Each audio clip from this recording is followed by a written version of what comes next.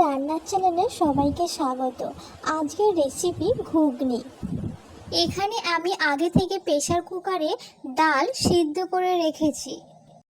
ঘুগনি বানানোর জন্য আমি এখানে নিয়েছি আলু, পেঁয়াজ, একটা টমেটো, আদা, রসুন একসাথে মিশ্রণ করেছি, হলুদ, লঙ্কা, নুন। কড়া গরম হয়ে যেতে আমি তেল দিয়ে দিয়েছি।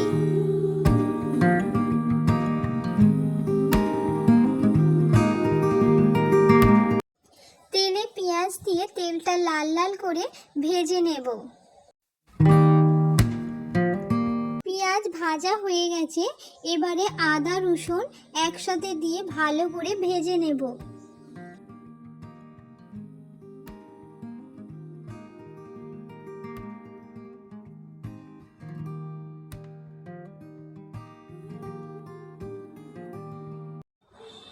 এরপরে টমেটো দিয়েছি, দিয়ে টমেটোটা ভালো করে কষে নেব।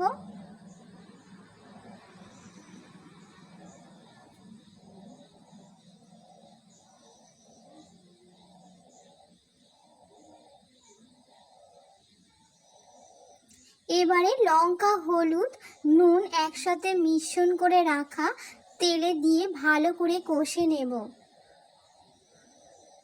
মশলা দিয়ে তেল ছেড়ে দিয়েছে, এবারে আমি আগে থেকে সিদ্ধ করা আলুটা আমি মশলাতে দিয়ে ভালো করে আলুটা কষে নেব।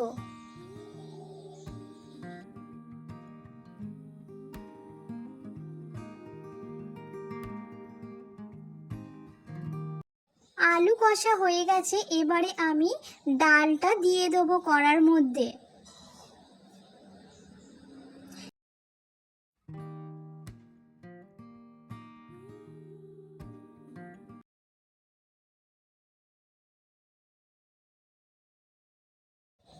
ঘুগনি হয়ে গেছে এবং নামাবার সময় 1 চামচ জিরে গুঁড়ো দেব।